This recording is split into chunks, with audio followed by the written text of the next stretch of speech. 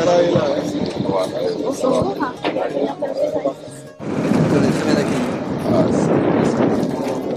C'est Tamarin? Comme on est dans un contexte où on parle beaucoup de changement climatique et ces choses-là, en fait, il faut avoir un état d'influence, avoir ce qui se passe à l'état hier et aujourd'hui, voir ce qui est dans le futur. Vous avez des données de l'histoire?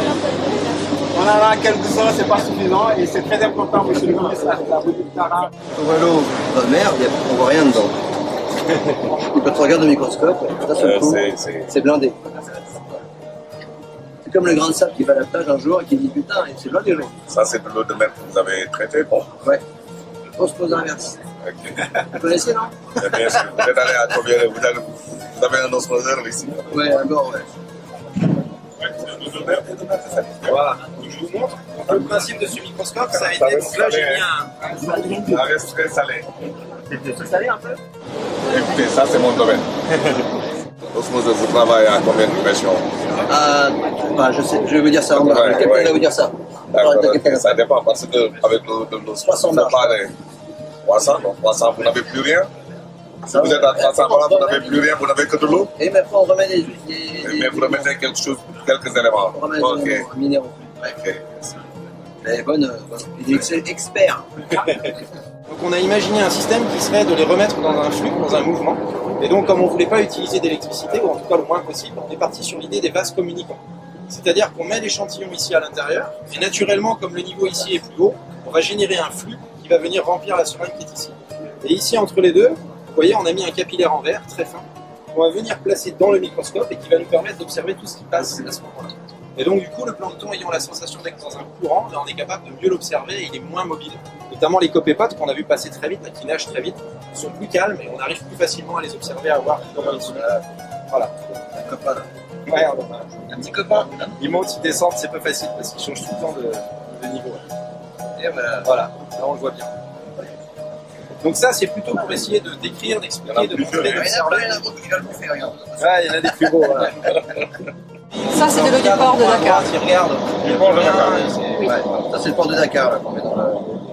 Ça, c'était déjà ici. Hein. Déjà, dans le Curiosity, ce que vous avez observé, c'était... Après, vous allez nous montrer ce qui est pollution, tout ce que vous pouvez avec le microscope. Ça, c'est compliqué. On peut vous montrer le plancton et des morceaux de plastique, c'est Les fibres de plastique, on voit très bien les fibres des masques, notamment jetables, qu'on a eu des masques bleus. On trouve et là, en fait, il y a une pompe qui va se mettre en route, qui pompe l'eau à travers le microscope et qui va faire passer ça dans le flux de la caméra. Ça, comme disait Romain, c'est le microscope qu'on a développé plus à but science quantitative, imagerie quantitative du plancton. Donc la différence, c'est qu'ici, on a un ordinateur, un Raspberry Pi, qui est un ordinateur pas cher, mais qui peut faire beaucoup de choses, et qui va contrôler le mouvement du stage, du porte-échantillon, et de la pompe. Donc on a un système microfluidique, on met ici l'échantillon, et il y a une lamelle en verre très très fine, et le plancton va passer à l'intérieur, et va être pompé dans le circuit par la pompe. Cette conduite-là, est-ce que ça permet d'avoir la même qualité de l'eau de part et d'autre? Ça ne retient rien du tout? Non, ça ne retient rien du tout, non. Donc c'est calibré pour ça? Exactement. C'est calibré pour du plancton pour l'instant entre 20 et 200 microns. Okay. C'est que comme on a des échelles de taille qui vont des plus petits, qui sont les virus, jusqu'à certains qui font une trentaine de mètres, on a un poster qui montrait ça assez bien. Alors le couple est au milieu là, on le voit là. Le problème c'est ça, c'est qu'on va sur des échelles de taille qui seraient le genre de l'insecte à des choses qui font la taille d'une montagne. Quand on part d'un virus pour aller jusqu'au plus gros au plancton, c'est dur. Donc nous on se concentre sur en gros ce qui est violet jusqu'à à peu près le début de ce qui est vert. C'est simplement cette partie-là. Et c'est très très riche déjà. Beaucoup des processus biologiques se passent dans ces catégories. On est à l'échelle logarithmique. Oui, c'est ça, c'est une échelle logarithmique. Là, ce que vous voyez là, l'image ne va pas être aussi agrandie que sur le Curiosity parce que le but n'est pas l'observation, c'est juste compter, savoir qui était là et qui c'était. Donc, le programme, le logiciel qu'on a écrit, il va prendre des images à des intervalles réguliers alors que l'échantillon passe et pompé dans la machine. Donc, l'échantillon, il passe. Et le logiciel prend des images à des intervalles réguliers. Une fois qu'on a des milliers d'images d'échantillons, le logiciel même, il va compter, retrouver les objets à l'intérieur de chaque image. Les reconnaître. D'abord les segmenter, ce qu'on appelle une segmentation, c'est-à-dire dire ici il y a un objet, ici un objet, ici il y a un objet. Une fois qu'on a ces vignettes, elles sont téléchargées sur un site qui s'appelle Ecotaxa, qui existe déjà, qui est un site développé par le laboratoire d'océanographie de Villefranche. Et toutes les données d'imagerie de Tara sont déjà sur ce site. Donc c'est une énorme base de données avec 200 millions d'images. Et là, l'intelligence artificielle va essayer de reconnaître toutes les vignettes, donc de reconnaître toutes les images. Sur la base de données. Exactement. D'accord. Et à chaque fois que vous découvrez quelque chose de nouveau, vous le mettez dans la base de données, non? Même si c'est quelque chose que tout va dedans, comme ça on saura. Parce que chaque image, on associe des métadonnées, c'est-à-dire où il a été pêché, à quel moment de l'année, à quel moment du jour, quelle était la salinité de l'eau, le taux d'oxygène, la température. Et donc on va comprendre comme chaque plancton se développe. On met le nom du prélèveur de celui qui a prélevé. Aussi, pour lui taper dessus, c'était mal pris. Important. Et le principe, c'est que plus on va avoir des images, plus la machine sera précise et sera capable de reconnaître. L'idée, c'est que les scientifiques partout dans le monde auront accès à cette base de données, même si ce n'est pas eux qui ont fait les prélèvements, ils pourront faire des analyses dessus. Ils pourront utiliser les données. Elle est en open source. Ouais, open source, on va comparer. Ce qu'on va faire au Sénégal, par exemple, va être là pour être comparé avec le reste de la planète. Et accessible à tous. Accessible. Pour ceux qui sont intéressés. Et travailler à ce que vraiment on soit capable dans les 4 ans à venir, voir comment après transférer ça à une équipe nationale. Le bateau est parti en décembre 2020, il y a longtemps. On a été confinés, Covid, tout ça. On a fait le tour puis la Ducati. On est descendu en Antarctique au mois de mars dernier, il y a 6 mois. Les conditions de vie avec la Covid, c'était difficile ici. En fait, c'était les formalités qui étaient vraiment très compliquées. On est resté confiné d'abord pendant des mois. Par exemple, on pouvait faire Lorient-Punta Arenas, c'est 50 jours. On arrivait, donc on est extrêmement sain.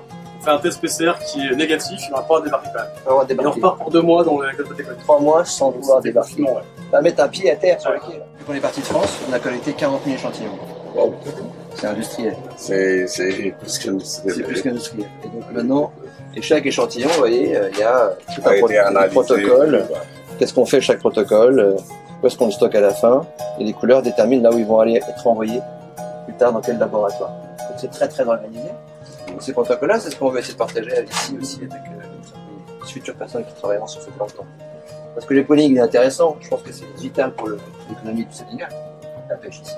Alors 2 douches, 2 toilettes. Ici, c'est sous une climatisation parce que les appareils sont à mettre mesurés en permanence. Quand le bateau avance, les pigments c'est dans la mer. Certains d'entre eux, c'est un calibré satellite de la NASA qui mesure la chlorophylle qu'utilisent les pêcheurs pour voir où sont les poissons. Aussi. Donc en fait, tout c'est relié en fait. C'est de la recherche fondamentale, et en même temps, c'est aussi de la recherche qui contribue là. C'est à moins 20 degrés. Bon, il y a certains outils, mais tout est là-dedans. Et ici, vous avez des boîtes dans lesquelles il y a des échantillons qui sont stockés depuis qu'on a collecté le plancton à travers la planète depuis l'Afrique du Sud. Tout est là depuis l'Afrique du Sud. Un trésor. Donc on fait attention de ne pas perdre la proie et de bien bloquer tout ça. En tout cas, ça va être emmené plus tard dans les laboratoires. Et là, vous avez l'osmoseur, que vous connaissez bien. D'accord, ok. Et donc on a 4 membranes. Et on remet des sels minéraux dans cette cartouche là. Une fois qu'on a des sels minéraux. Madame, on va faire une photo là avec le capitaine. Et vous avez la technologie pour envoyer Non, c'est un flotteur. Il comprime de l'air, il coule, il décomprime l'air, il flotte, il remonte. Et tout le temps, il mesure. Température, salinité. Ah d'accord, c'est un flotteur mais qui a la possibilité d'aller mesurer sur 1000 mètres et de revenir. Ouais, c'est ça. Ça reste pas. Tous les jours, ouais. c'est la colonne. D'accord, ouais. À quelle vitesse il descend? Il est à 5000 en monte à mètres secondes. Oui, là, on a demandé